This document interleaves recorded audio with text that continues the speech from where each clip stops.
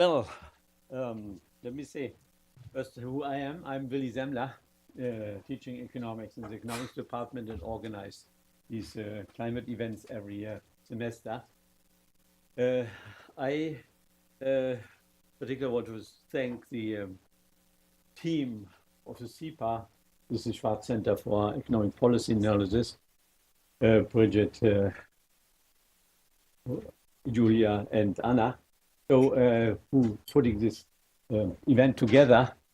And I in particular want to welcome our speakers tonight. You will see we have quite a high-level representation of Washington policy here in the room. And I will introduce the speakers a little bit later. I want to mention that this event is funded, also supported financially, so by the Thyssen Foundation. And we always thank them for this support. The next 1 or 2 years, they're still supporting this event. Today, the event will be on how inequality and climate change impede sustainable growth. So you will see how we try to put this complex issue together in a panel of experts. We will have Jonathan Ostry from the IMF, Prakash Longini from the IMF, Dani Rodrik, who is in the taxi coming from LaGuardia Airport, will be here soon. We have also Erin Haley. She is working with the World Bank. It was a former student of the economics department. We want to do the following. We want to arrange some kind of panel discussion about presenting the ideas of each speaker separately, and I will introduce each speaker then separately. But before we get to this, I want to welcome Joel Towers, who is the executive Dean of Parsons School of Design and the Tishman Center for Environment. Joel is, I would say, one of the major drivers of the climate change debate and improvements. So it's a new school, and they actually have to deal with a lot of these issues that we are discussing. They're incredibly fast in the globalization, so to speak, of their Parsons School of Design, and they are also working on. Joel is working on the at the Tishman Center for Environment, where all the more specific issues about climate change are discussed. So, Joel, welcome, and maybe you can say some few remarks and on behalf of the New School. So, thank you very much for coming. Thank you, Billy. Thank you, Billy, and I'm sure that when he said high-level representation of Washington policy, he meant that in the most generous way. Well, yes. Thank you for giving me a couple of minutes to welcome our guests and to all of you on behalf of the university. As the Dean of Parsons, I have a particular view in on the creativity and innovation that occurs across the entire New School, but in particular, my work and that of Parsons has been very focused on issues of sustainability and climate, and really focusing on issues of just transition, which I think will be hopefully part of our conversation today, and the roles of both a positive, hopeful view of what the future can be as we tackle climate change and the reality of the challenges that present in seeking to do so across all of our sectors here at the university. Billy and I were just yesterday at a very interesting meeting with many of our trustees here at the university, giving them a little bit of reflection on just some of the work, really scratching the surface of some of the work that occurs here at the New School. And in that presentation, beyond what many universities are doing, which is focusing on their facilities and their upgrades in relationship to kind of energy efficiency and those kinds of smart and thoughtful moves, the research and the curricular work that happens here at the New School is of a very particular kind that I think relevant to the discussion of climate. We had Billy presenting some of his work on the economics of climate change, which is a critical part of our conversation and will be central to today's discussion. But we also had faculty who are doing work on the relationship between human health, material choices, and affordable housing, and looking at those questions very deeply in terms of systems level change. We have faculty who are working on environmental justice issues framed through the issue of climate change, and how do we help build the movement around environmental justice and the capacity of environmental justice organizations to tackle these questions at a local level and to scale those questions nationally and transnationally. And so this combination of thinking about human health, well-being, economics, design, just transitions, transformation design, all of these things come together at an institution like this in a way that I think leverages the debate beyond the sort of consensus question around science and pushes it towards policy and the social question that it is, and to the change that needs to occur. And so it's very exciting to be doing this work at the New School right now. It is a broad transsectional question climate, and this university approaches our work in that way. And so it's events like this that are critical to our understanding. And so we thank you all for being here today. And I hope that we have a very robust conversation because our objective is to take this kind of information and seek to both contextualize it and turn it into action at the same time. So with that, I welcome you all to the discussion tonight. You've got a full room on a busy night at the university, and so that's always a good indication that the subject draws your attention. So thank you for being here. And I will turn it back to Vili to introduce the panel directly. Thank you very much.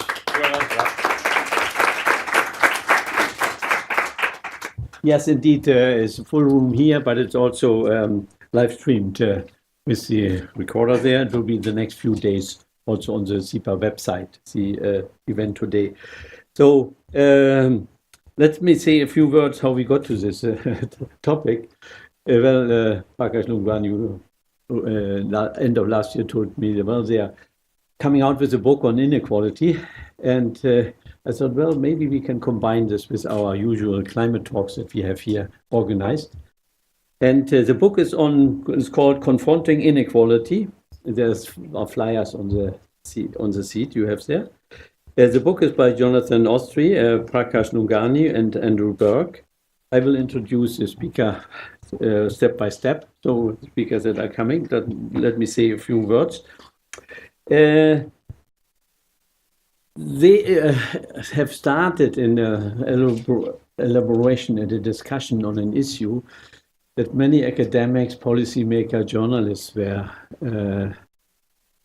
feeling that we need a discussion on this issue, namely on the effects of globalization, free market across the world, free capital flows, and the possible impact on this, maybe on, well, there were some losers, many losers, there were some winners. In particular, there are inequalities arising, inequities, imbalances, financial crisis through this rapid globalization and liberalization of markets, in particular capital markets. And they addressed this issue very early already in, now our speaker is coming in, Dani Rodrik, but I will introduce you later. Please come to the audience, so you sit down. Not so audience, to the podium. You can get there, yeah. Sorry, there was some delay with coming from DC. No, coming from Boston to LaGuardia, and there's usually a lot of traffic. So this issue was picked up by this internal team of the IMF researcher a while ago. And a lot of us were somewhat familiar already with their attempt to shift a little bit the IMF policy toward more inequality, inequities, and imbalances that's brought about by these globalization trends. And we are very happy that they finish now the book and will present this book here today. I will leave this all to the speakers presenting the book and the contents of this. We will have then, after Jonathan Ostry has spoken, we will have some additional remarks from Prakash Lungani.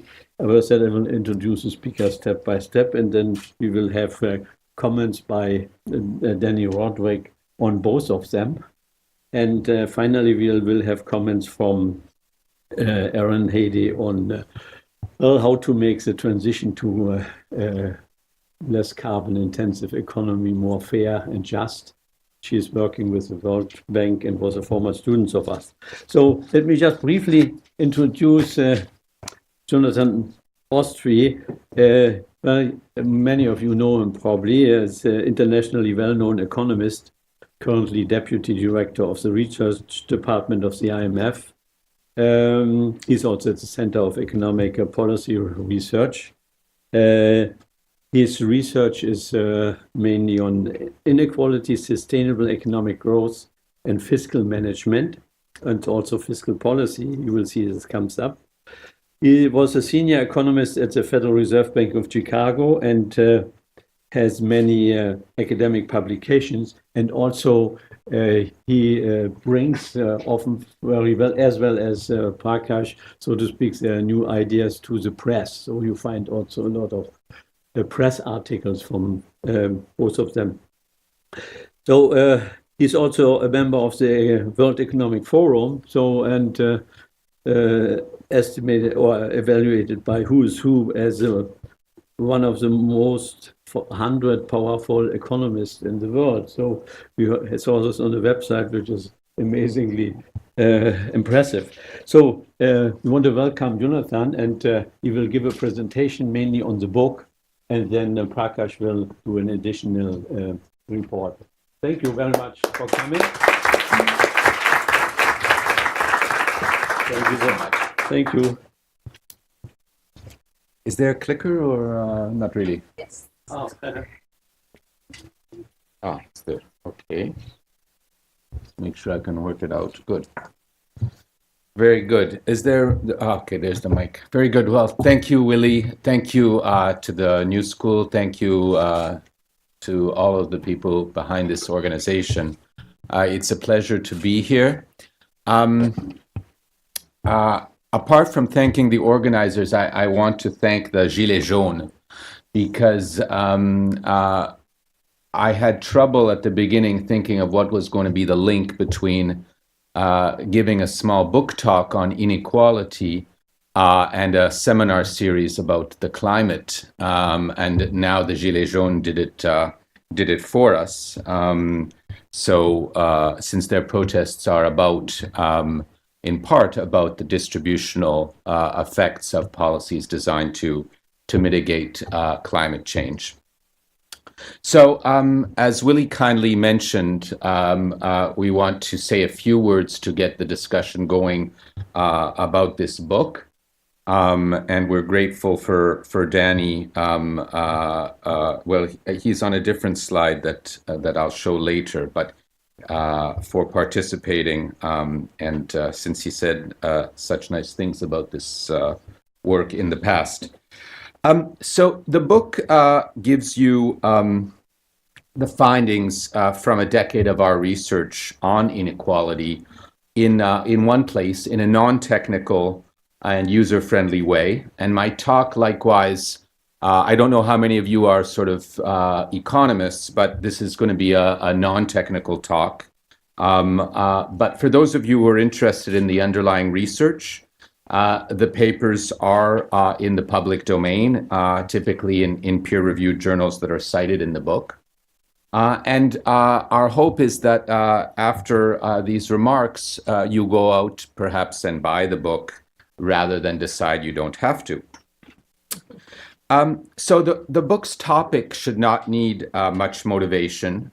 We've seen protest after protest over the past 20 years or so, in which the elite has been taken by surprise that people care not just about the average effect of policies, but about the impact it has on them. While the Yellow Vest protests against the distributional effects of policies to combat climate change have made the headlines recently, when we started work on these issues, the news was more about the Occupy movements, whose slogan, you may recall, was "We are the 99%, or the Arab Spring, where the protesters were demanding greater equity in the region. And if you go further back, some of you may recall the anti-globalization protests at the WTO meetings in Seattle a couple decades ago.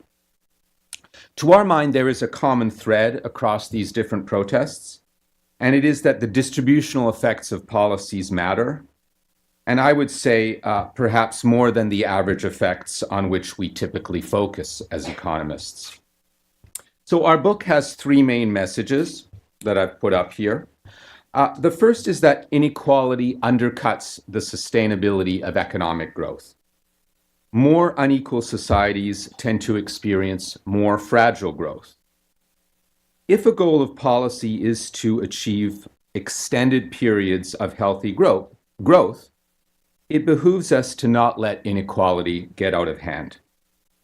Second, broad global trends like integration and technology don't completely determine a country's destiny as far as inequality is concerned. Policy choices, including in the realm of policies that the IMF regularly advises governments about, have an important impact on inequality at the country level. And third, there is too much caution, in our view, about using redistributive fiscal tools in terms of their possible disincentive effects. On the whole, the macroeconomic data seem to suggest that redistributive policies have done more good than harm. So let me begin by saying something about a key cost of inequality in terms of less sustainable growth. My guess is that when we think about the costs from extreme inequality, social and moral costs come to mind first. We may also think about political capture, an issue that Joe Stiglitz has repeatedly talked about, which is often associated with high levels of inequality. Our focus in the book is different and dwells on the economic costs of inequality. We appreciate that this is a very complex issue on which many of you will say there has been years of seemingly fruitless debate. In our defense, I would mention that we have looked at the issue from a fresh perspective that does not rely on panel growth regressions, which we think have serious shortcomings in terms of being able to identify the drivers of growth when growth is not a smooth process, which happens to be the case for most countries in the world. Instead, we look for commonalities across countries that are enjoying reasonably strong and reasonably long periods of healthy growth, typically following a period of weak performance. And we ask what factors help to protect this good performance or reduce the hazard that the good performance will come to an end. In other words, we try to answer the question, what makes growth sustained? Or conversely, what leads to fragile economic growth? Our answer involves many factors that will be familiar to all of us, factors that in the eyes of some will be associated with the Washington Consensus. Examples of policies or institutions that lead to sustained growth include free trade, democratic institutions, openness to foreign direct investment, a competitive exchange rate, and moderate amounts of external debt. So these are some of the bars, and all but the first bar in the picture that's on the screen. But what really struck us when we did this work more than a decade ago was the finding that more equal societies tended to have a lower hazard rate. That is, they tended to grow at healthy clips for longer periods of time. Being relatively equal at the beginning of a growth spell, or taking steps to rein in excessive inequality during a spell, protects growth. Inequality and fragile growth seem to be two sides of the same coin. and the effects are large and highly robust, holding up to a range of other controls in the model. Equality, like the Washington Consensus variables, seems to belong in the pantheon of factors that economists and policymakers should think about when they develop strategies to make growth sustainable.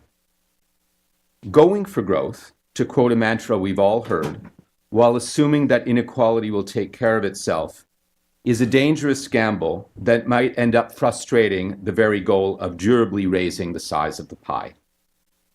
Sustained growth requires a focus on both growth and distribution. Okay, so let me switch now and talk a little bit about some of the causes of inequality. There's a widespread view that rising inequality mainly reflects broad trends like trade and technology, which are difficult for a country to resist, or where resisting would simply be immiserizing for the country. The book looks at whether factors beyond these broad trends are also important drivers of inequality.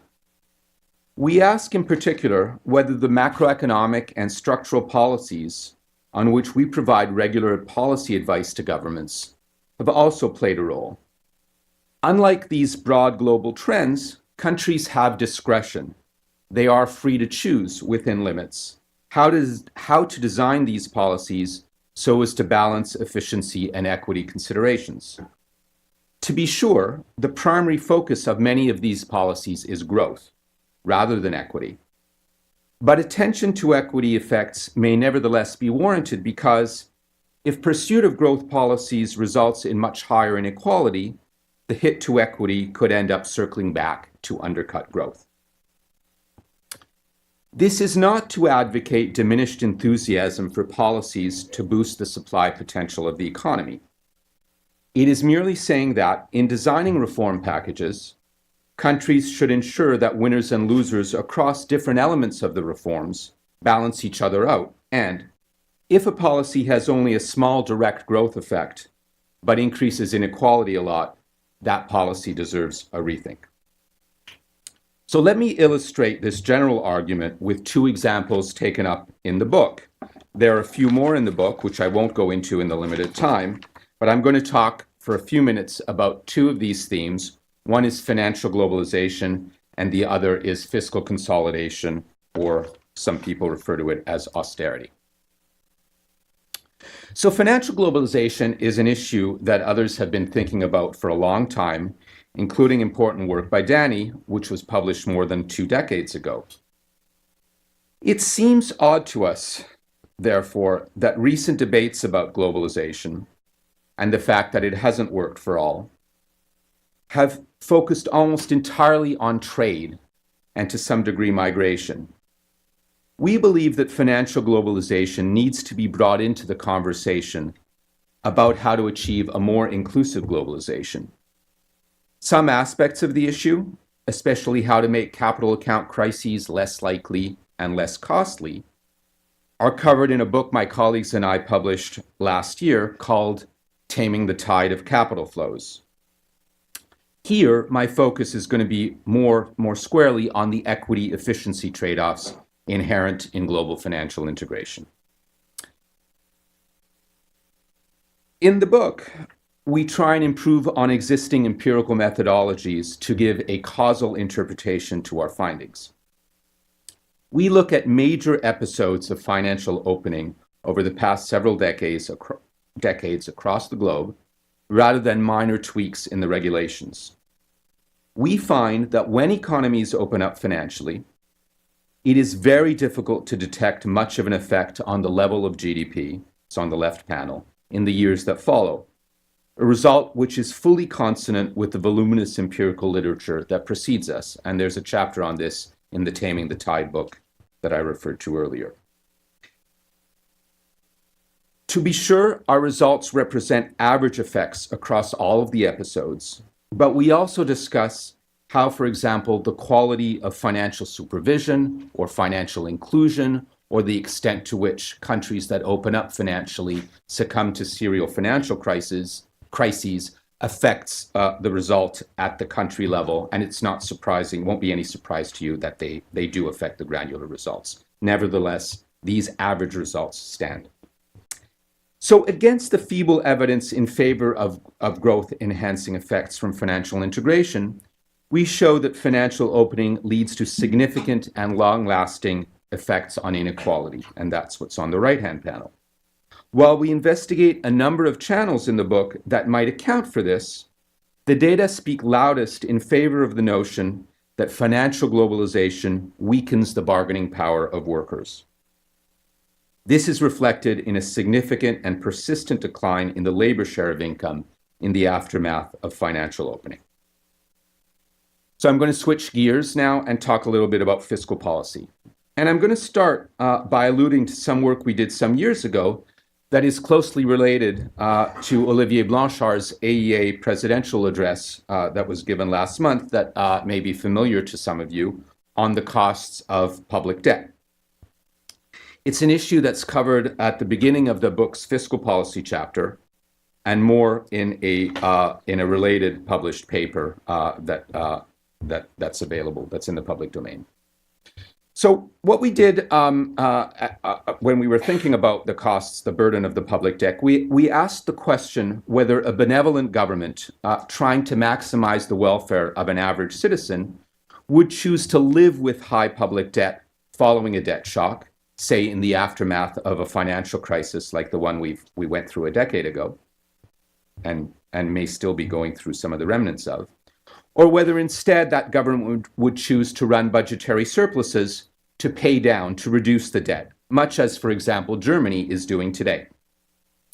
We had in mind countries like Germany that have ample fiscal space, what Moody's, using the methodology we developed, calls green zone countries.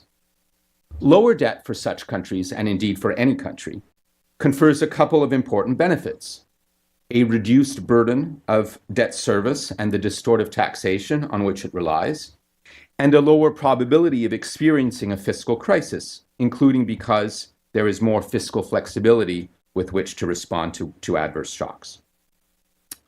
These benefits, of course, need to be compared to the transitional costs from raising taxes or cutting productive spending to get the debt down.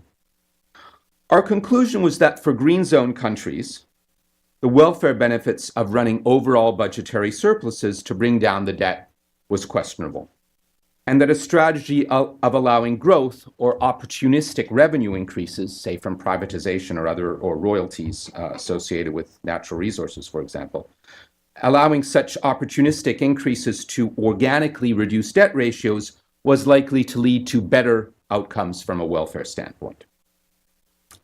So if the efficiency benefits of paying down the public debt are questionable, even in a model whose assumptions Joe Stiglitz has described as strongly favoring the case for lower debt, what about the distributional effects?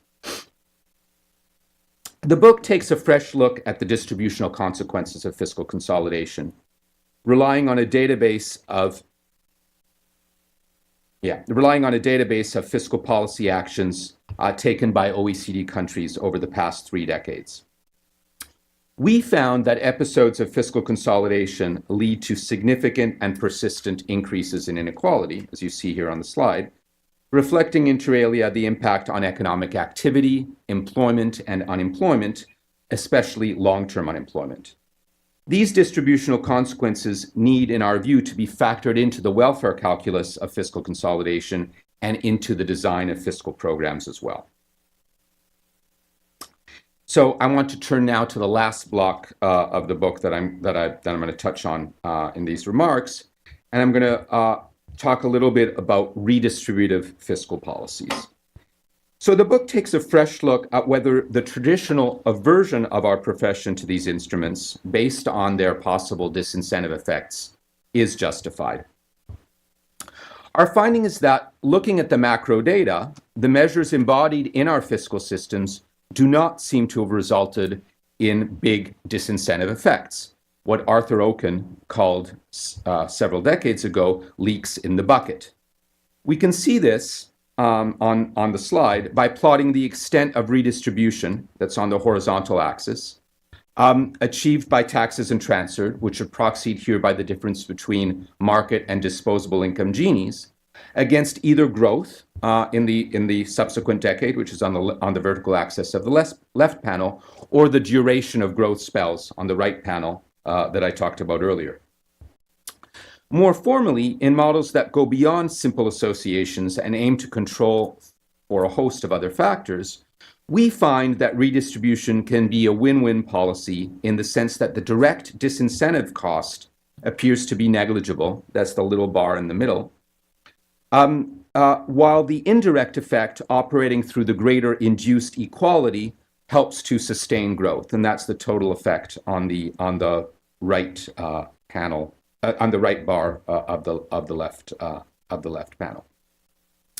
We show this result holds strongly for the median country in the sample, and indeed for countries that are in the bottom 3 quartiles of the global redistribution distribution. Extreme redistributors, those who are in the top quartile of the global redistribution distribution, do incur more substantive efficiency costs from further redistribution, consistent with the notion that we have as economists that these efficiency or disincentive costs tend to rise in a convex way. They rise at an increasing rate.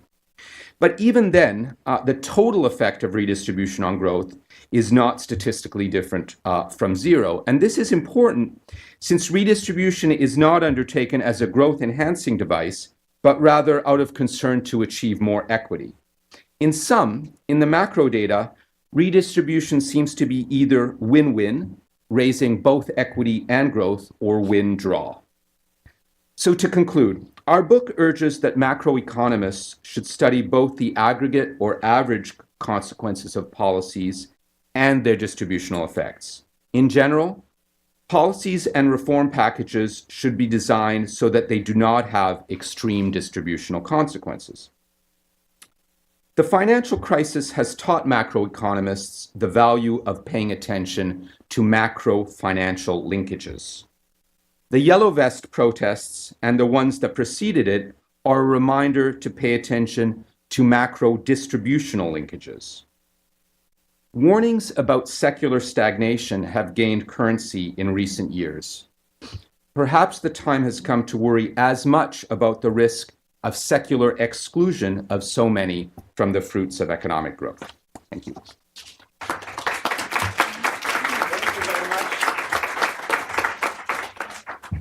We will postpone the discussion into a little bit later point, also among the panelists.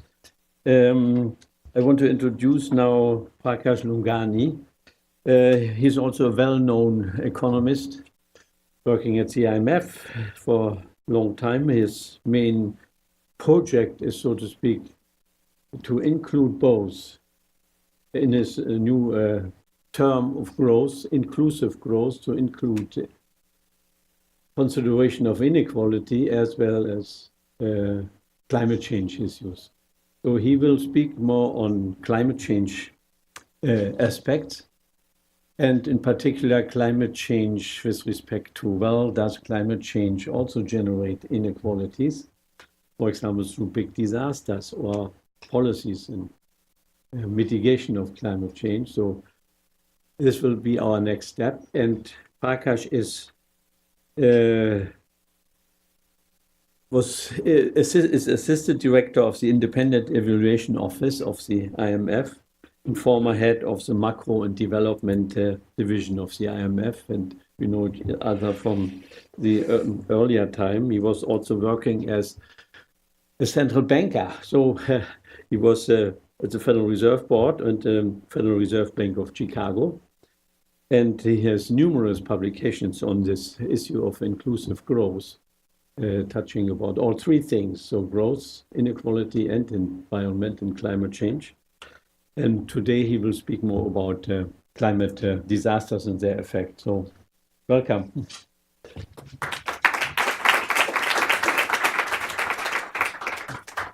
Thanks very much. Thanks to Willie and the organizers for having us here. So Jonathan gave you a preview of our book. Climate change is not a part of the book, but if we were so lucky as to have a second edition, I'm sure that's one chapter we would probably like to add.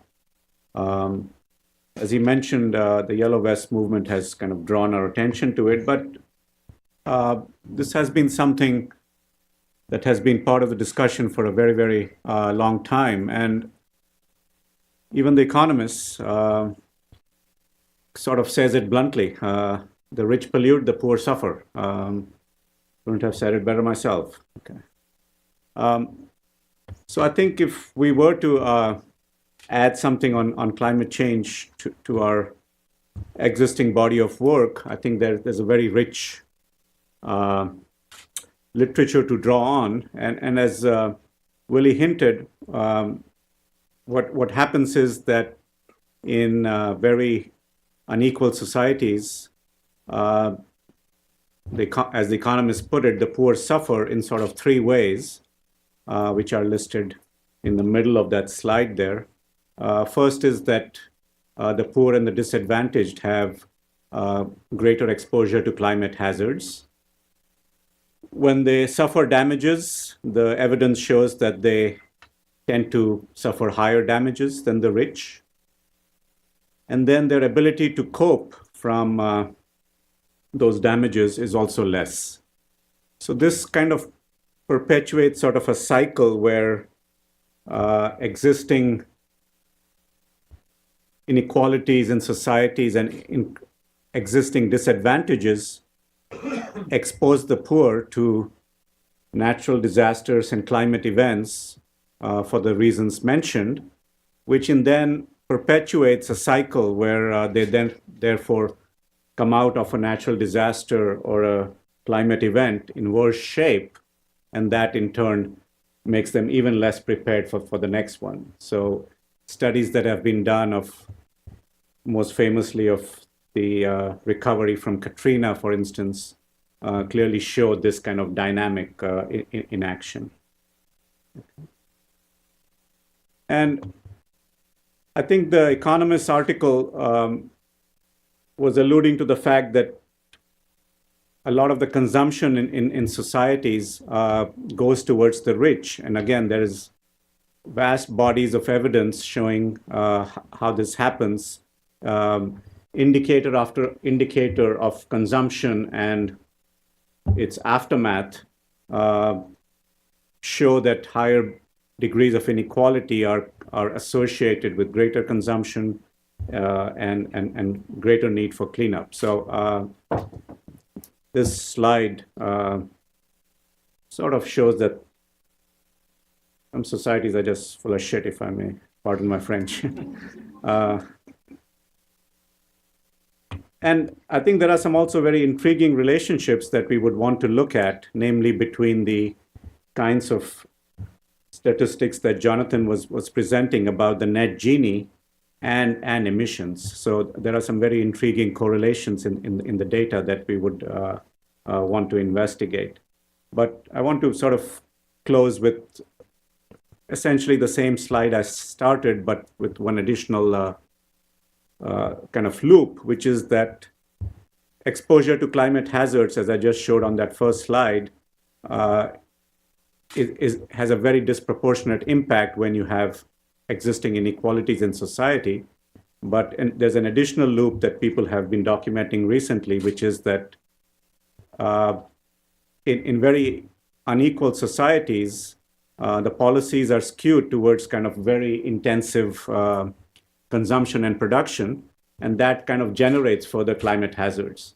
So this slide, if you sort of think through all the loops, is basically telling you what the economist said, where the rich consume and the poor suffer. It really creates these really vicious cycles where if you have a set of people who are not able to cope with disasters, and you have a society that is biased towards the consumption of feeding consumption and production of the rich, you can really have this very vicious loop where the poor are kind of not getting out of it. Each time they face a hazard, they come out of it much poorer than they were before. So let me stop at that and let's look forward to hearing what Dani has to say. Thank you very much. Well, now we have another speaker, and this is Dani Rodrik, and he has a incredible task to pull the things together, to give comments on two presentations. I think you heard them from the beginning, right? The comment or the presentation. All right, and Dani is definitely equipped to do this. Dani is a very also well-known economist, in particular covers global topics, globalization, economic growth and development, and also political economy aspects of economic development and growth. He is the Ford Foundation Professor of International Political Economy at Harvard University, Harvard Kennedy School of Government.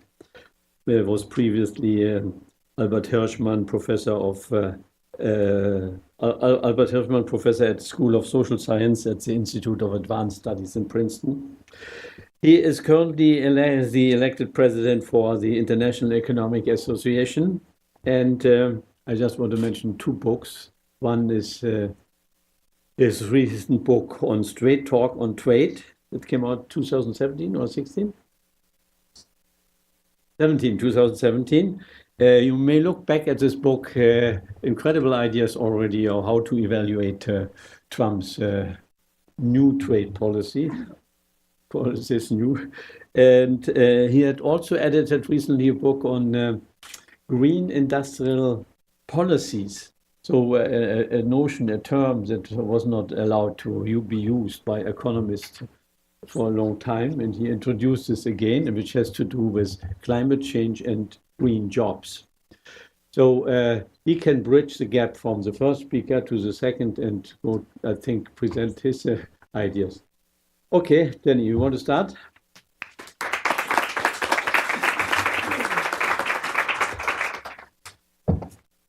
Thank you, Vili, for the invitation, for organizing this panel. Thanks a lot, Jonathan and Prakash, for really writing a wonderful book. I'm not going to have much to say about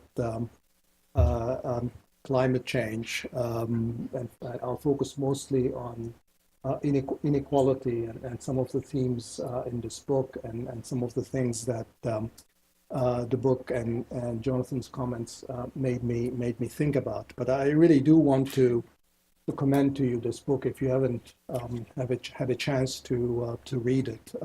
It's reasonably short, but it's really the messages which Jonathan summarized are really extremely important. And I've always found it a little bit fascinating and a bit of a puzzle that stuff is coming out of the IMF, right? I mean, Jonathan mentioned a quote from me back from 1998, a piece that I wrote, which is sort of a kind of a polemical piece against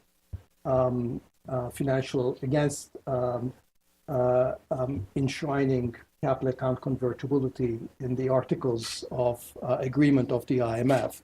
And the reason that was written was because that was the big push from the IMF at the time, ironically, just before the Asian financial crisis, that was, IMF's way of trying to find a new raison d'etre for its existence was to put capital account convertibility onto its, as to one of its objectives. And sort of the, intellectual consensus about the wisdom of this has, of course, changed quite a bit. And I think the IMF, to its credit, has changed very much its line on the wisdom of financial globalization and privileging or prioritizing capital account convertibility. But in many ways, I think the work that Prakash and Jonathan have done, it really goes beyond that, because it just really shows that not only that financial globalization doesn't produce reliably any growth benefits, but it's actually pretty bad in terms of distribution. So you're really getting quite a negative outcome out of this. And similarly, of course, for austerity policies, I think the the book's conclusions on the distribution implications of austerity are quite interesting. So it is, this is, I find, really remarkably important book. So, I mean, the general lesson I take from this is really, and I think it is worth underlining this, how much damage bad ideas can do, right? I mean, it's when you think about sort of, we, often think that policies are bad because there are, specific interest groups that are behind those things, and they're just sort of rent-seeking, or the wealthy people are just screwing up policies to their advantage, and we get these bad outcomes. But those bad interest groups can't really get nearly as far as they can without the help of bad ideas, and that's really what this whole thing has been about. I mean, we've been told stories about how financial globalization would be this wonderful thing. We've been told stories about how trade liberalization, trade agreements would not have stark distributional consequences. That austerity policies would be good and wouldn't necessarily hurt the poor. And that trying to redistribute would be very costly. That there was a very stark trade-off between equity and efficiency, and that this was something that you ought to be careful about. And unfortunately, I think the economics discipline played its part. Not all parts of the economics discipline, but I think too many of us have been, for each one of these propositions, you could identify at least some prominent economists who were ready to provide support for essentially bad ideas. So it's a lesson that I think we need to, keep in mind when we think about sort of, the future, about sort of, things that, just coming here on the way here, I was on Twitter, since I spent a lot of time on the plane, on the sort of before we could get off in Boston, and then also on the cab coming here. That's why I was late. Just on Twitter, watching or looking at the exchange on the new Green New Deal idea of AOC and others, and sort of, again, the certainty with which many economists are expressing views, often gloom and doom views about sort of what a disastrous thing this is going to be. I think we need to keep a kind of a more open mind about possibilities of what policy produces, and a lot less certainty. Let me say a little bit about each one of these 3 points that Jonathan mentioned to summarize the book. One, that inequality is bad for growth. Second, that countries are actually free to choose. That inequality is not destiny. And third, that redistribution doesn't necessarily harm growth. So I'll just say a few things in relation to each one of those themes. So first, on inequality is bad for growth. I did a paper actually 25 years ago, I think was published in 1994 with Alberto Alesina, that had essentially this result, that inequality was bad for growth. Now, but I can't claim too much credit for this, because the reason that we claim, so I mean, the paper was in 2 parts. There was some empirical results which showed that measures of inequality were associated with lower growth subsequently. Well, that part, it wasn't great empirics, but at least it held up. But the theory was what we got essentially wrong, because the reason that we argued inequality was going to be, bad for growth was some kind of Meltzer-Richards story, which was that as the median voter got poorer, the political system would deliver higher taxes. So there would be an attempt to redistribute more, and then this attempt to redistribute more through higher taxes would lower growth, because in our model, taxes were taxes on capital, as effectively by taxing investment, you were lowering growth. So that part of the model clearly is wrong, and I think sort of one of the findings in this paper, which basically shows, first, obviously, you have many different ways in which you can redistribute, and not some simply just tax productive capital, but that, and by the way, even if you're doing that, it depends highly at the rate at which you're taxing it, but that is the part that we didn't get right at the time, and I think it's good to have these results. Second, on the point about countries are free to choose. Jonathan here said it's not just trade and technology, but also policy, and these policies have significant effects. He gave the example of financial globalization, also the example of austerity policies. And absolutely, and I think I would expand on this point really by just saying that even those things that we actually take as granted, namely trade and technology, right? We live in a globalized world. How can you change that? We have this process of technological change that perhaps privileges skilled professionals and capitalists rather than low-skilled workers. Even those are really, to an important extent, determined by policy. So I want to sort of expand this idea, but to say that even trade and technology, their effect on inequality are highly contingent on the type of trade policies we have, on the type of trade agreements we have, and on the direction of technological change, which not largely, but to an important extent, depends on the nature of policy. So let me just make this a little bit more concrete by talking about trade. Globalization is not a kind of a one thing that falls onto our lap readily, shaped. We actually determine what globalization looks like, and we determine by the kind of trade rules that we have, the kind of trade agreements that we have, the kinds of things that we negotiate, the kinds of things that we leave off the table. So it turns out that the kind of trade agreements that we've negotiated and the kinds of globalization that we therefore have gotten is a kind of globalization that significantly benefits skilled professionals, multinational enterprises, financial institutions, and the rich, by and large, in societies. And you can see this precisely by looking at what are the things that we negotiate about. We negotiate about things like intellectual property rights, right? That's part of the WTO, it's part of the trade agreement. It's the major change, by the way, the biggest change that Trump negotiated in the new NAFTA was really much tighter intellectual property rights to benefit US big tech companies and US pharmaceutical companies. And these are really directly benefiting owners of patents and intellectual property rights monopolies, typically in the advanced countries. Similarly, a large part of the new trade agenda of trade negotiation is really investor rights protections, the ISDS, investor state dispute settlement.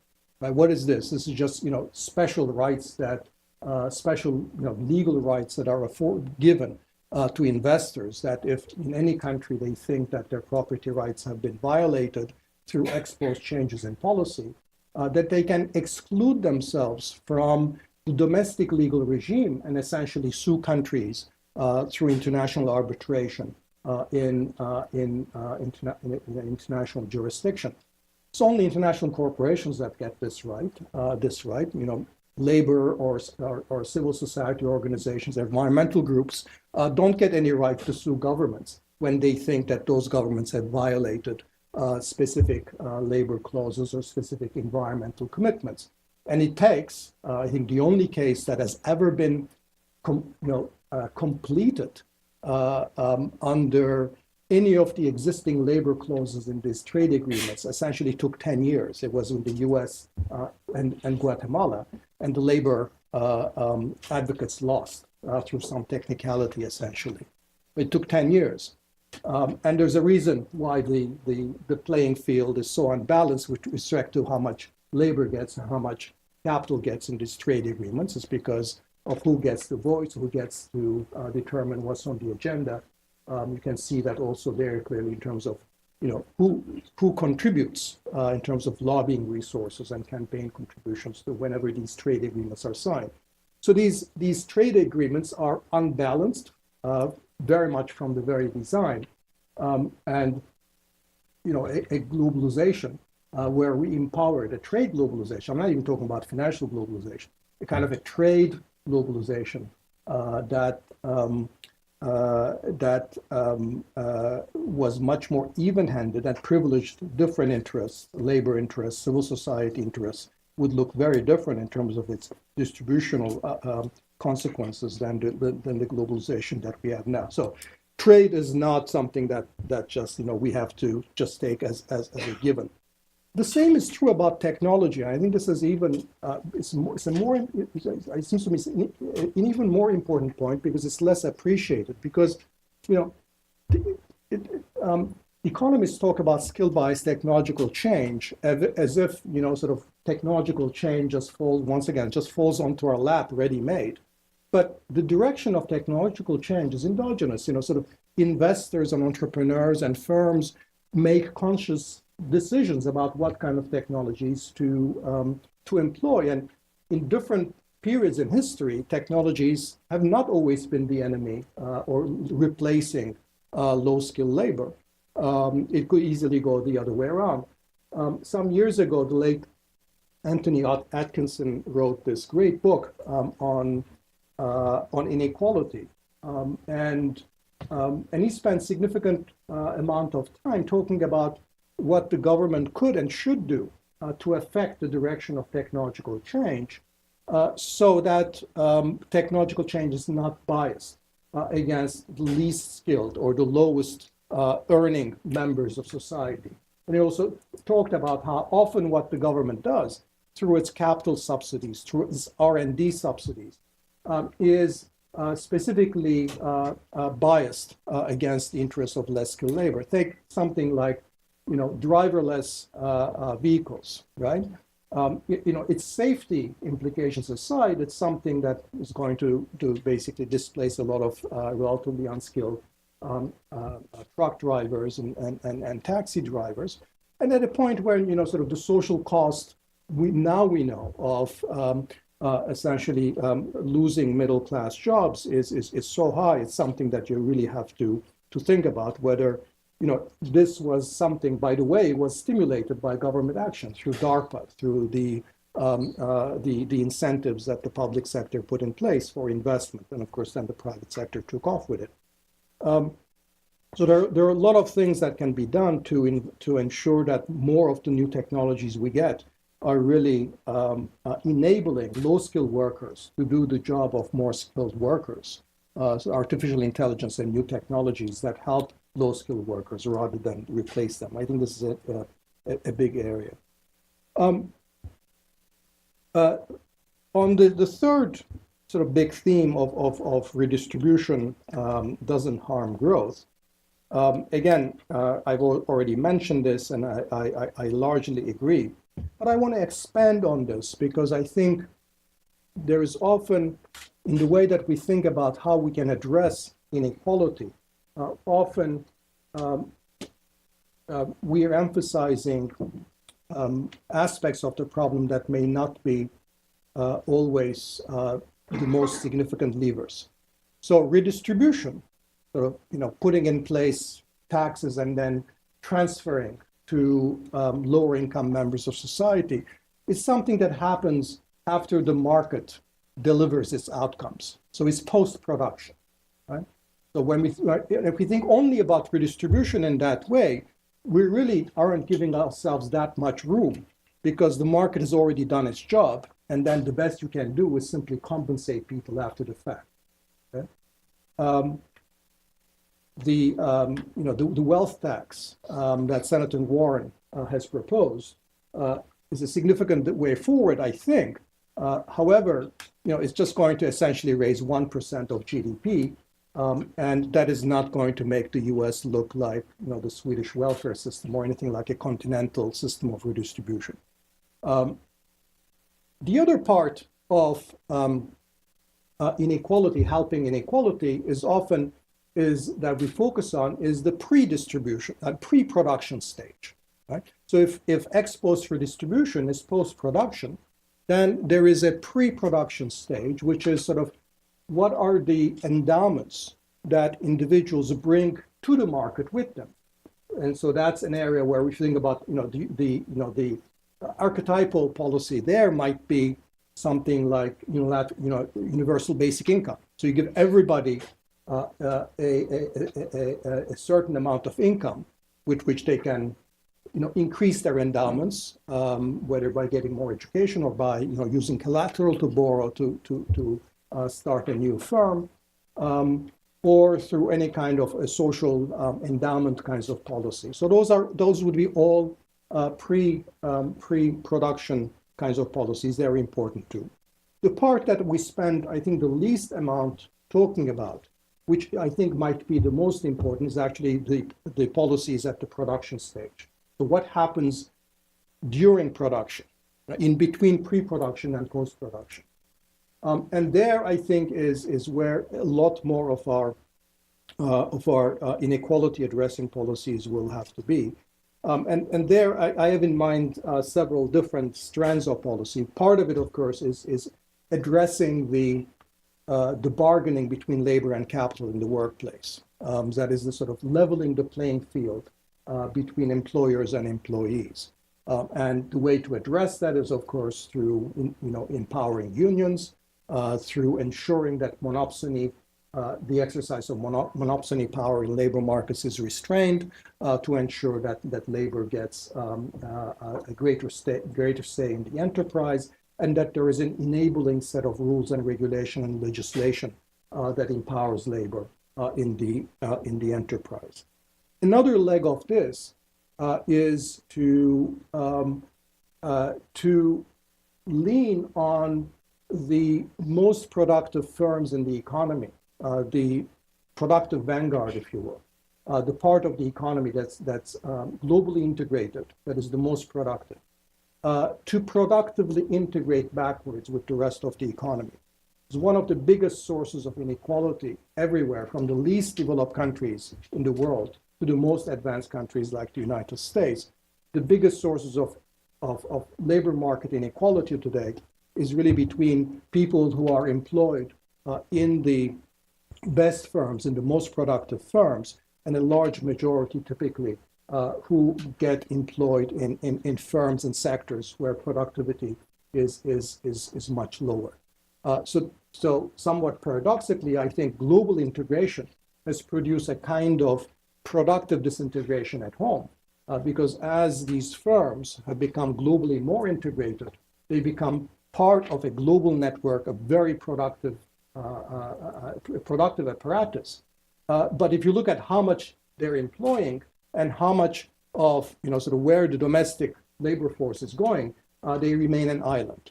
So we need to think of a series of policies, call them industrial policies, call them productive development policies, that find ways of integrating these productive vanguards back with the rest of society by getting them to invest more in their local workforce, by getting them to invest more in their local suppliers, by getting them to invest more in their local communities.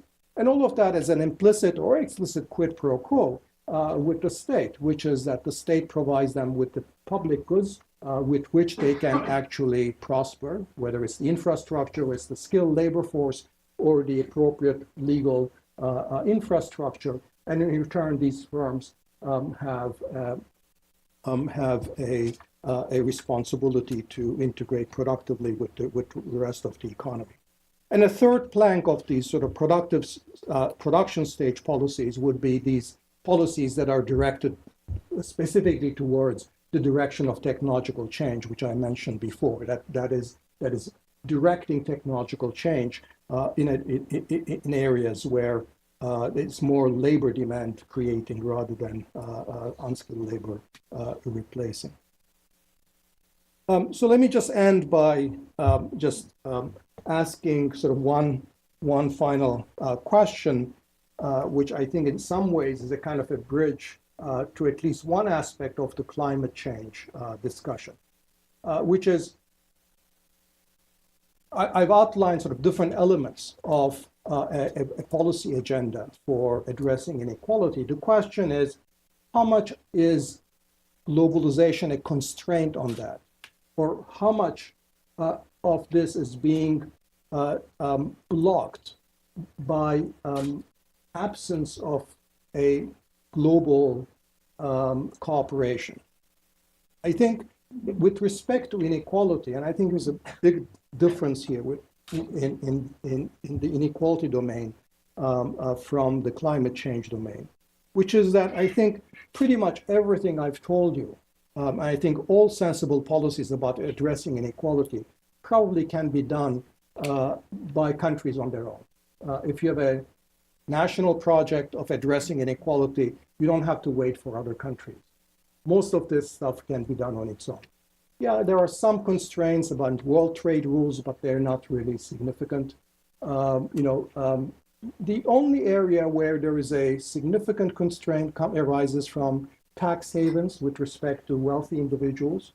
And there you might want to have some global cooperation to establish, for example, what Gabriel Zucman has called global financial registry. So you actually know who the beneficial owner of bank accounts in tax havens are. So to that extent, you may need to have some global cooperation. But even with respect to corporate tax evasion, which is often thought about an area where countries cannot tax their corporations because these corporations are mobile, even that has an easy solution, which is simply to tax multinational corporations according to the proportion of business they do in your own jurisdiction. So if a multinational does 25% of its global business in your own country, you apply the corporate tax to that country on 25% of its global profits. And this way, it doesn't matter where they book their profits. They just still pay corporate tax to the local jurisdiction. So I think in terms of addressing inequality, this really requires getting rid of bad ideas, adopting some better ideas, and a national sort of a political coalition behind it, and that really doesn't really require much multilateral cooperation. It seems, climate change, of course, is fundamentally different because climate change is the archetypal example of addressing global public bad, or that climate change policies are global public good, because in the area of inequality, if I do things that result in domestic inequality, I am the one who's bearing all the costs because my society becomes less equitable. But in climate change, if I emit greenhouse gases and I don't do anything to take care of carbon, then essentially I'm not the one who's paying the cost because this is a completely it's a global spillovers are complete. So I think that I think in the area of climate change makes the nature of the challenge, seems to me, that much harder. That you really need to get countries together and to cooperate and to coordinate on policies to control emissions and greenhouse gases. And so it seems to me it's a very, very different domain of policy where the solutions are going to be, and for that matter, perhaps it's going to be that much harder. The only way to really, and that's what I find so interesting about the Green New Deal project, is that what it does is to connect the climate change question with the domestic jobs and inequality and inclusion questions. So you essentially, by making that connection, you give people, your domestic constituency, a reason to want to fight for climate change in the same manner, through the same or similar vehicles as you do that you're trying to fight inequality and exclusion domestically. Thank you very much. I think the last part was very much at the heart of Dani's future research project. On the one side, you need to strengthen some national institutions to remove inequalities and some welfare measures that are for your country. On the other side, you have a large number of international institutions, multilateral institutions, where you need to think more beyond your border. And I think these two, policy dimensions will be a very important issue in the future. And I heard Dani several times talking about this, and I think it's an important issue. Now, let me introduce our last speaker, Erin Heide. She was a new school student and worked with the World Bank now. I thought we bring her in because if you look at France's discussion on raising the carbon tax or introducing carbon tax, other countries doing mitigation policies against climate change, reducing CO2 emission, that produces also internally some inequities and unevenness, and richer people can substitute easily away, and less lower income housing can not so easily substitute away from increasing fuel prices. So, and the important, I think, concept that came up, and maybe I hope Erin is talking about it, is that, so to speak, whenever you introduce those things, you have to think about co-benefits, so to speak, co-benefits to in some way to share the burden and to distribute the burden of these climate policies. And one of the co-benefits was, for example, to increase basic income for certain income groups, particularly in developing economies, when you introduce carbon tax or a fuel tax. So, and I think this has not been done in France. Definitely Macron just ordered something. And I was wondering, why didn't he ask the World Bank, consultant or World Bank specialist on this, introduce just, and you got this, the carbon tax and got this uprising. So Erin, the last task is coming now to you. Thank you. Okay, so we've heard, well, first of all, thank you, Willie and CEPA, for having me. It's an honor to be speaking with you and to be among such distinguished panelists. Thank you for your presentations as well.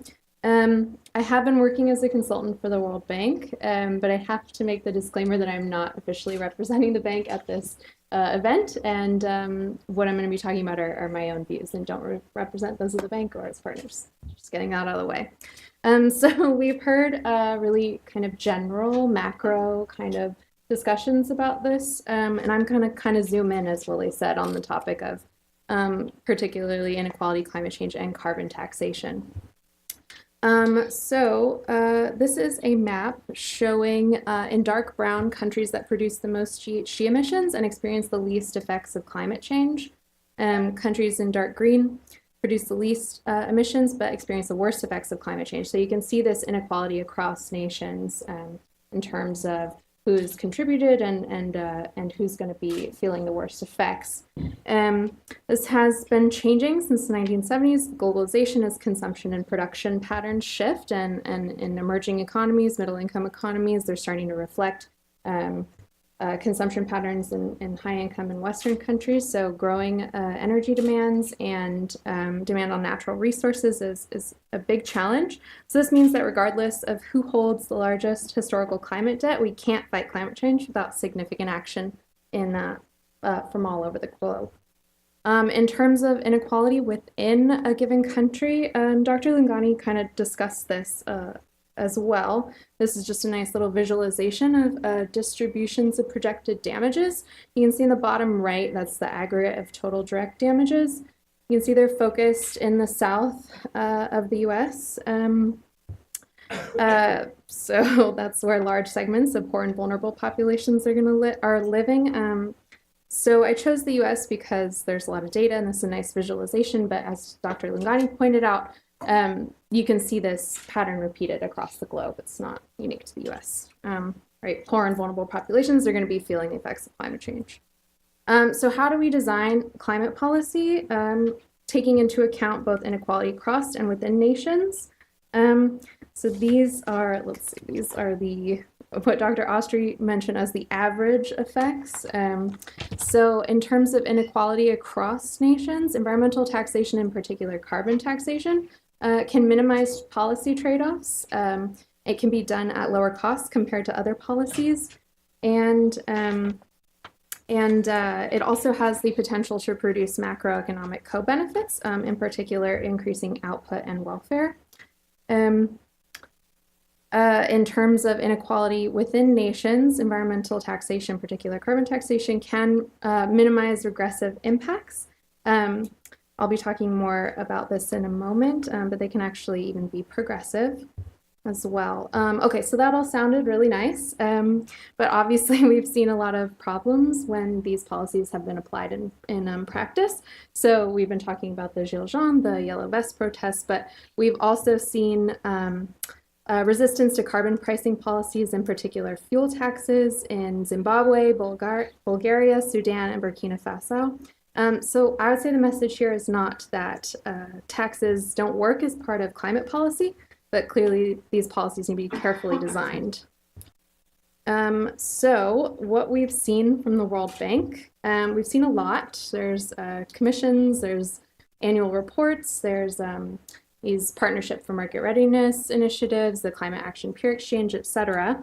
But what do they say in particular? What does the bank say about regressive impacts? There was a report recently published in the last few months called Fiscal Policies for Development and Climate Action. In short, it depends on the design. So let's get into the weeds for a moment. This is all taken from the report. It's all publicly available information. You can find all of this and investigate if you feel so inclined. So yes, okay, so first of all, failing to tax environmental externalities is regressive, right? As we've discussed, externalities impact the welfare of the poorest and most vulnerable communities. In addition, the majority of the benefits from fossil fuel subsidies accrue to the wealthiest members of society. So for example, in a sample of 20 developing countries, researchers found that on average, the top 25% of households capture 6 times more subsidies than the bottom 25%. So you can see, okay, so another important point is that environmental taxation is more likely to be progressive in developing countries than in developed countries. That's what this index shows. The higher the index, the more positive, the more progressive the policy intervention is. Developing countries are shown in dark blue. So anyway, so this is the case for several reasons that carbon taxation policies tend to be progressive in developing countries, is that the poor and low income countries tend to spend a lower portion of income on polluting goods than poor households in high income countries. So for example, in India, the levels of car ownership are lower among low income populations than they are in the US, for example. Additionally, environmental taxation can affect production factor incomes. So for example, if capital-intensive production is associated with higher emissions, and environmental taxation can cause a production shift away from capital-intensive towards labor-intensive production, then that can actually have benefits for low-income groups who get more of their income from labor-intensive production. Okay. The other biggest determinant of the effect on distribution is revenue usage. So whether or not an environmental tax is progressive can still entail net income losses for the poorest. So we still need targeted compensation. That's even what the World Bank says. So there are different options for revenue use when you're considering political support and distributional impacts. The two main options are to use revenues from environmental tax to reduce labor taxes on low-income earners, for example, Social Security and payroll, raising income tax thresholds or personal allowances. The second use that's progressive is to use revenues for per capita lump sum transfers. So you can use them for targeted transfers and for minimum basic incomes as well. You can also obviously use a mix of these responses. So what are some successful carbon policy designs that we've seen? In terms of distributional equity and political support, revenue use and public awareness are the two most important components. People have to be able to see the benefits, right? We've talked about this. Other speakers have talked about this. So as Billy mentioned, in France, the revenues were just used for the general budget. And before this, I'd also like to point out that, as in the US, France had also passed massive tax cuts for the wealthiest individuals in the country. And so you see these huge tax cuts for the rich, and then suddenly the low-income segments of the population are forced to pay for climate change mitigation, right? So I would say it's not an objection to climate policies in particular, but the way they are implemented. In Zimbabwe, it's the same story. Diesel fuel prices increased 150%, and the revenues were just used for, or were intended for just the general budget. So good, successful carbon policy designs. The first one is Iran's targeted subsidies reform in 2011, which involved a minimum basic income. One of the more important or interesting components of the reform was the antedating of benefits. So they actually paid compensation to households before the reforms went into effect. They worked with the banking sector and basically they locked the compensation payments into individual personal bank accounts that were unlocked the day the reforms went into place. It was also advertised or mentioned that if the reforms were not implemented, those bank accounts would remain locked. So these people saw this chunk of money that they could get, and was an incentive for supporting the reform in general. The other important component from Iran's targeted subsidies reform was the public relations campaign. For years before the reforms went in place, they dedicated hotlines to answer public questions. They had media blitz, so television, radio, newspapers. The president made speeches. Politicians, clerics, academics all kind of jumped in and spread the awareness about the reforms. There was also other aspects like careful consideration of timing and speed, etc. But those were the two in terms of distribution and public support. The second example of a successful carbon policy was the British Columbia's revenue neutral carbon tax in 2008. They used revenues from the carbon tax to cut taxes, other general taxes for firms and households. So ultimately involved business tax cuts, personal income tax cuts, low income tax credits, and grants to rural households. That was important because I guess there was a regional kind of political divide between the rural north and the urban south. Recently they've been granting more exemptions to promote certain sectors like the motion picture industry and also agriculture.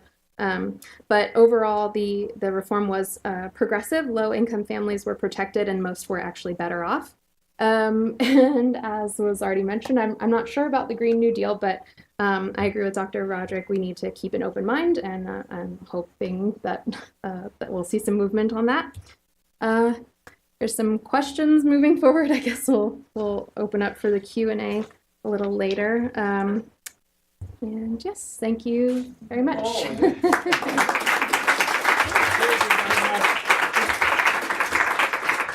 Well, we got a very good introduction also to the distributional problems coming from the climate policy. So I think what we want to do now to give the panelists the first chance to, Dani, can you come to the table there and to respond to each other, and then we want to open up the discussion to Q&A to the audience.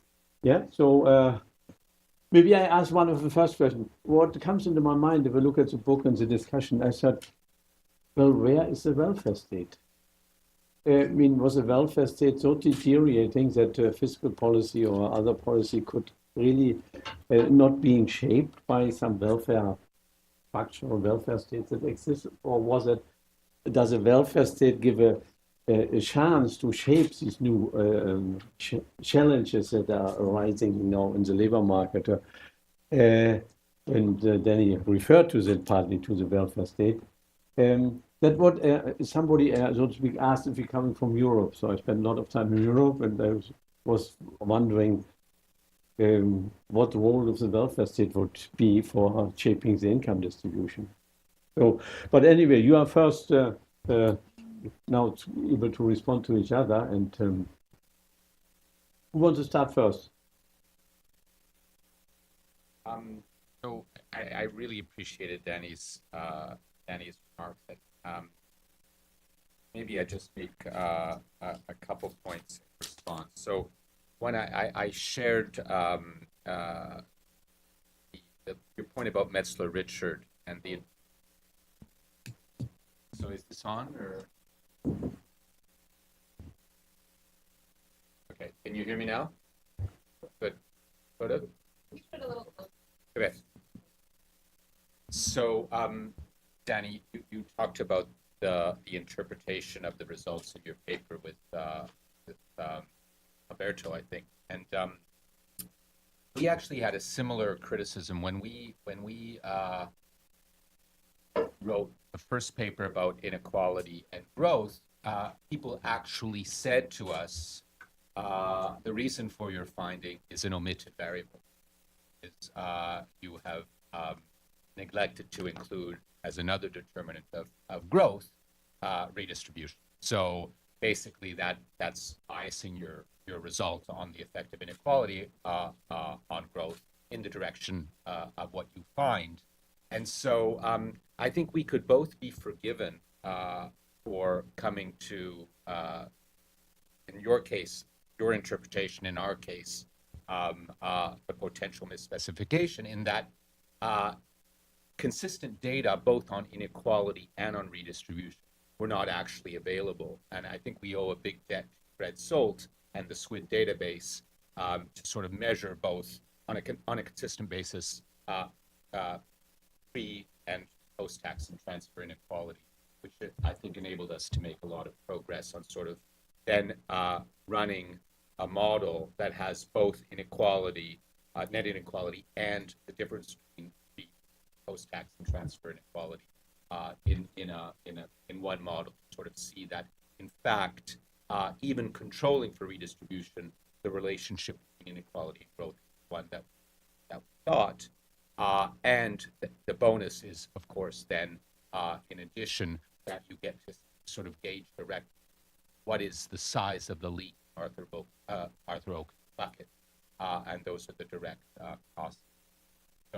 So that was the first point I wanted to make in response to what you said. The second was you made the excellent point that in a way, inequality is a very complicated problem, and it stands to reason that solution is going to involve operating on many different fronts, and redistribution is only one such front.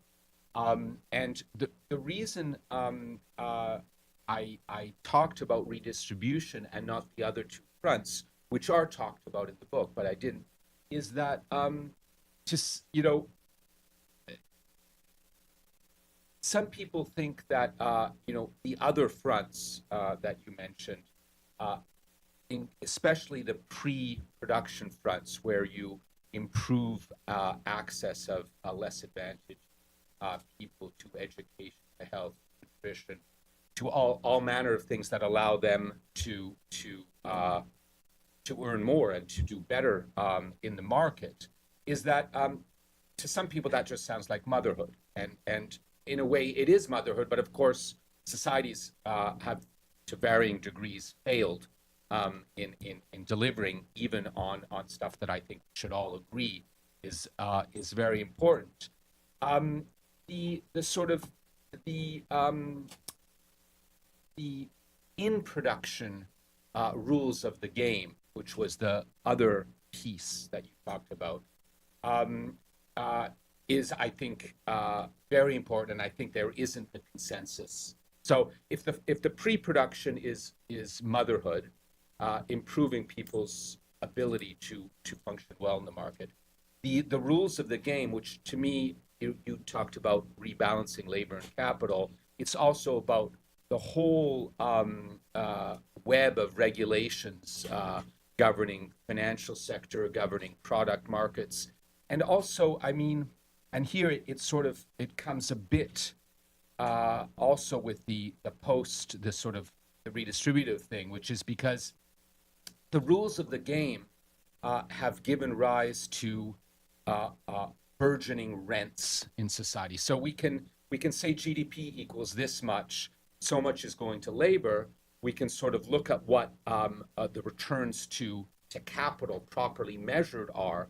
And then there is a big residual, which is rents, which have been rising a lot. And I think we can probably all agree that rents should be taxed more than they are.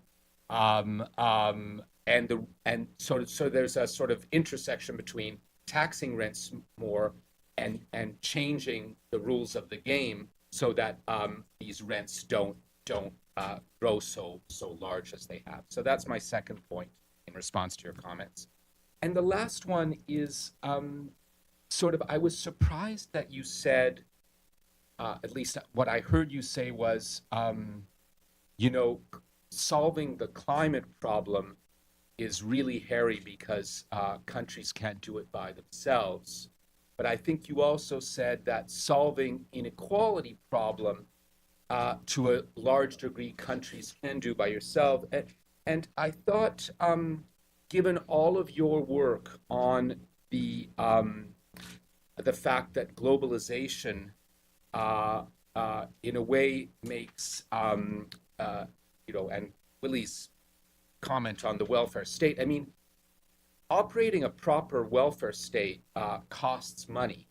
That means that you have to have the ability to tax your domestic people and companies. And what we've seen is that there's growing evidence that there is this race to the bottom on taxation, which is especially of relatively immobile factors like labor. And that is making it much more challenging for countries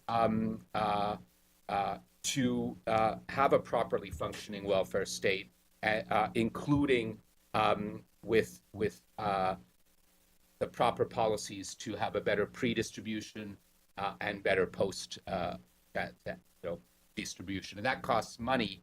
And whether we can do that as much as we think we should normatively in today's globalized world, given your own work, I was struck because I would have thought you said it might need as much cooperation on this stuff as it does on the climate, or nearly as. Maybe just open it up. Yeah, open. Or you want to say quickly something? Maybe if I can come in on that last point, because I think it's important, the extent to which globalization constrains your ability to raise a tax. You show in other work, recent work, that basically, and I think others have done similar work, that sort of as a result of globalization, the tax base tends to get shifted onto labor and away from capital.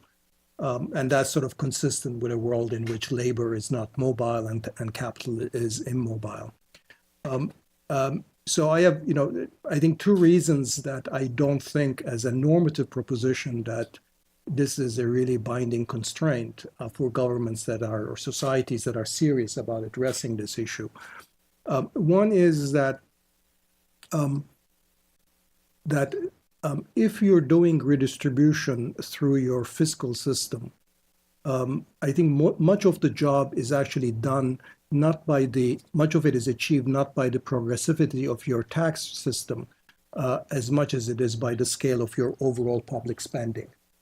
So that is that the most equal countries, or the countries where the amount of redistribution is the greatest, are not the countries where the tax rates are the most progressive, or that are taxing corporations or taxing wealth, but it's the countries where, in fact, the overall level of spending is higher. And how do they finance that? They finance it essentially through regressive taxation, through VAT. And that's on its own, it's a regressive. So European countries essentially are raising all this revenue through a very regressive form of tax. But because they're engaged in expensive spending through social transfer, social insurance programs, active labor market policies, that the spending side more than so you can have a tax system. So one part of the answer is that in the end you can always have a VAT, and that doesn't the globalization doesn't constrain your ability to have a high VAT rate and raise a lot of revenue through that system. So the total incidence of a regressive tax can be progressive. In other words, When you take into account what it's on used the for. scale of government, yeah. So I think the main determinant of how much redistribution is doing is the size of the government and not the progressivity of your tax system. The second is that I think the fact that the incidence of taxation has gone in the direction of labor as opposed to capital is not a foregone conclusion. I think capital and corporations have been very successful at convincing, this is again sort of bad ideas.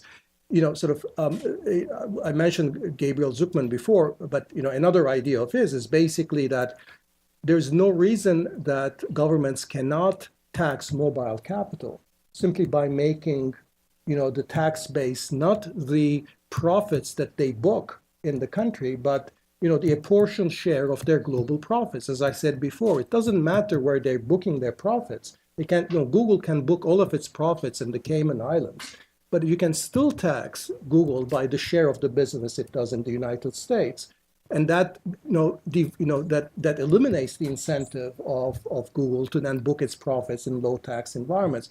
And every country on its own can do that. So the obstacle there is not that we can't do it, that globalization is imposing this constraint. It's an intellectual construct that we can't seem to get over, that we don't want to tax capital. But every country would need to cooperate to do that. No. You were forced, but there has to be a global decision to do that. No. Why? No. Every country can decide individually that it's going to tax a multinational corporation by the domestic share of its global profits.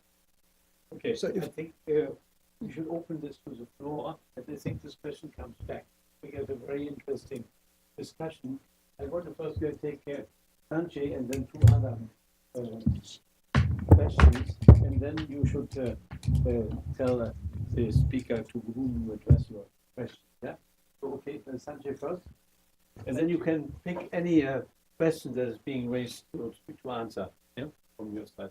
Thank you very much for being here. I've been instructed by Billy to be very quick. But it's wonderful to initiate a new school IMF access. We didn't think it would ever happen.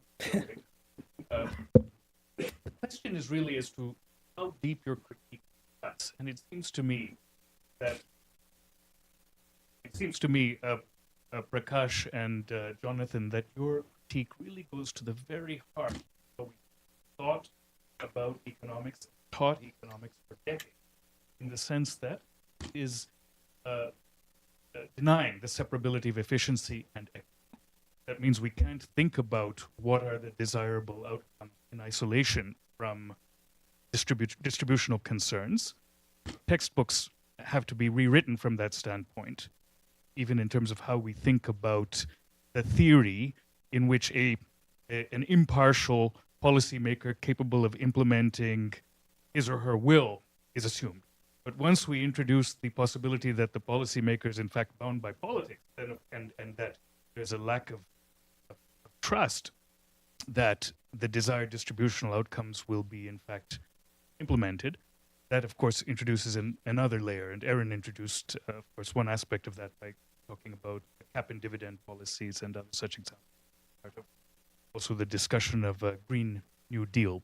So my question to you essentially is, do you accept that there really has to be a very fundamental rethinking of our premises very broadly? This is not a specific thematic or sectoral concern. This pulls the rug out from under a lot of how we have thought about and done. Thank you. Two more questions. So, who was? Yes. I'm curious what the reception of this data has been in the field. It feels like listening to this, I've never heard a more political economic argument for democratic policies. You said flat out that the size of the government is more important than the progressivity of the tax. And I think that the foundation of our Republican politics is reducing the size of our national government. And I think that that's a really interesting point to think about. And I'm curious, it's interesting to compare this with climate change, where climate scientists have really come together and there's a lot of consensus about what needs to be done. And that hasn't played out into the politics of our nation. And I wonder if there's going to be consensus in the economic field about the necessity to reduce inequality, and whether the economic field is going to face the same difficulty finding political means to advance what they know is true.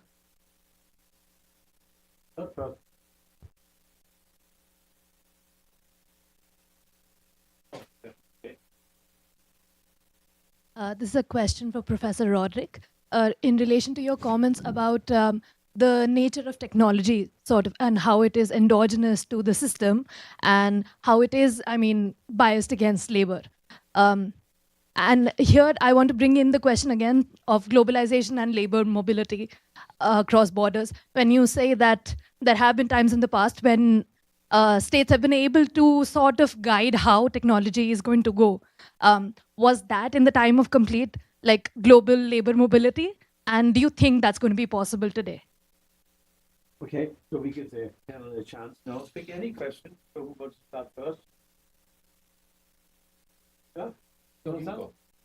I just wanted to address Sanjay's question. I think that we are in a phase where there's going to be a new macro where average and distribution is analyzed together. And this has, it's not the result of our book. I think that's the way things are going. So if you see what the young guns in the profession are doing, they're doing this. Benjamin Moll at Princeton is just writing down model after model where every problem under the sun is being now analyzed in a situation where there is heterogeneity. And it's turning up really surprising results, maybe surprising to the conventional wisdom, maybe not surprising to old Keynesians. So there's, the whole Hank, heterogeneous agent, new Keynesian models are turning up very old style Keynesian results on how the transmission of monetary policy depends on the distribution of income. So a very old idea in the Keynesian literature, and now it's been demonstrated rigorously with all the micro foundations of new Keynesian economics. So I think that this is the wave of the future. All the young people, you go to the AEA meetings, they have the data, they have the models, they have the computers now that can crank out solutions for any policy, not just what will happen to the average, but what will happen to the distribution. So I think you're going to see more and more of this. And I think it's, at least, of course, given the nature of our work, to us, it's a very welcome trend. So I think that's the wave. Dani, you go.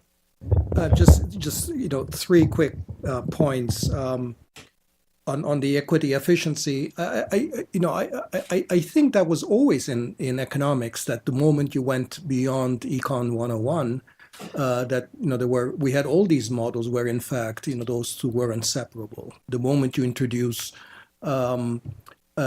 credit market constraints, for example, then poor cannot borrow, therefore cannot accumulate assets or cannot invest in education.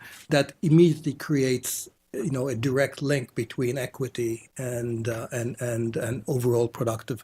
So I don't know that the premise I completely buy into that. As good this book is, I think in some sense we knew that there was some reason that stark trade-off between equity and efficiency or separability didn't really hold. On the question of whether economists will now develop a new and politically powerful, politically effective consensus on the importance of inequality, I'm not a consensus person for economists. I don't want economists to have consensus about anything. I want diffuse priors. That is, I want people to be uncertain. So I think the reason I like this book is because it's moving our priors away from an established consensus. But I think if we went tomorrow with a consensus of economists that redistribution is good for growth and that there are definite things we know what to do, I think that will be similarly, I think, probably misguided. The world is heterogeneous. I mean, I think and I think if we take the notion that our priors, we should have diffuse priors about what actually works. That's a much better, and then economics and economists tell us what are the conditions under which certain outcomes are more likely than others.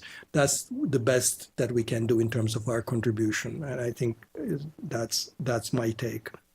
On technology and governments directing it.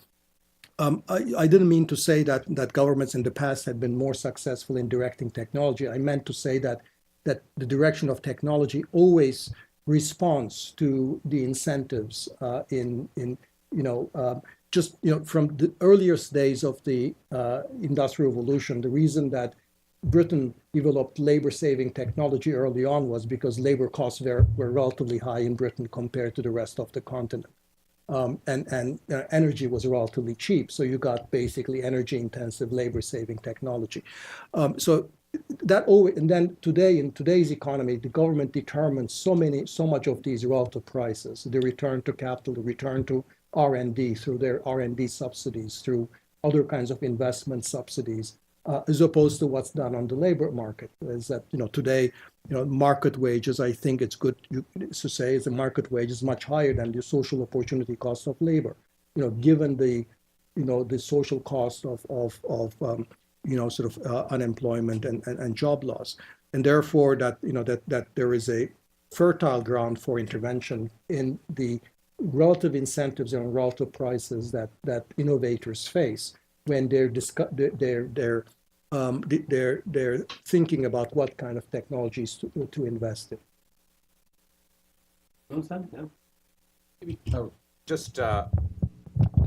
I think it's, in terms of Sanjay's question, I think it's possible that Prakash is right, but I think it's possible to be much darker, both about our profession and about policy. So we have this famous quote in our book by one of my teachers, Bob Lucas, when I was doing my PhD, that says that of the tendencies that are harmful to sound economics, the most seductive, and in my opinion, the most poisonous, is to focus on questions of distribution. Now, that quote is old, but I don't think it's by any means dead. So for all the heterogeneous agent models being done, there is still a school of thought to which we might revert as a profession.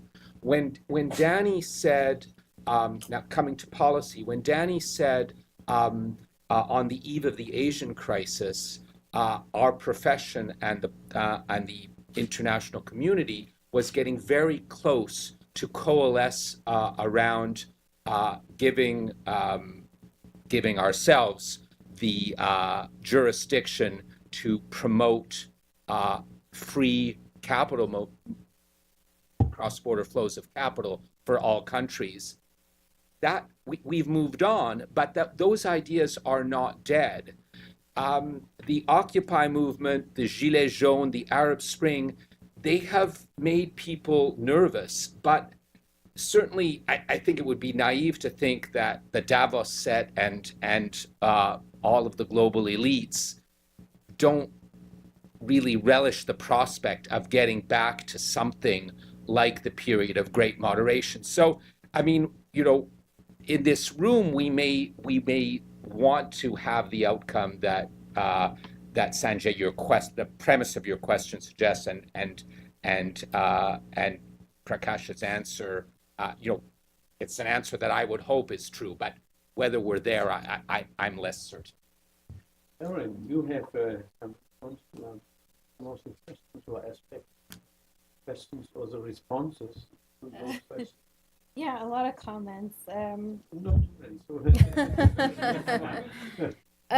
Sure.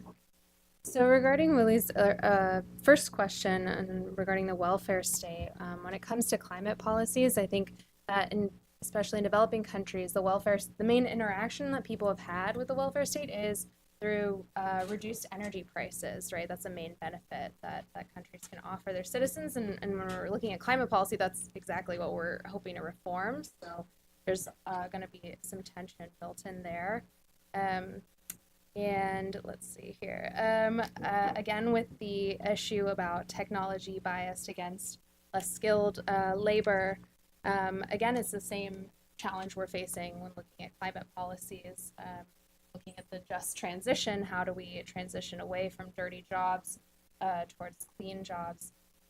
Let's see. Yeah, I'm glad. I agree with Sanjay with what I'm hearing from you. I recognize that there's still a long way to go in our discipline, but I do really appreciate that we're getting away from framing it as inequality versus growth or environment versus growth. Like, we need to get away from those things, and we need equal societies. We need a livable planet. I just appreciate it. I think we can stop now for 2 hours. I think it was, a risky experience, so I tried to make this helpful. It's too complex together. It's on the globalization, market, capital mobility, and inequality, and the climate change. Huge complex issues. But I think it was a great educational experience, so to speak, to put these things together and gotten a number of answers that may help each side. So we want to thank the speaker now for coming, and to the audience, and of course the friends in the live stream who will stay with us for 2 hours. And so thank you very much. And Willie, thank you. Yeah, and thank you to the audience. I also want to thank the speaker team again for organizing this. And they were very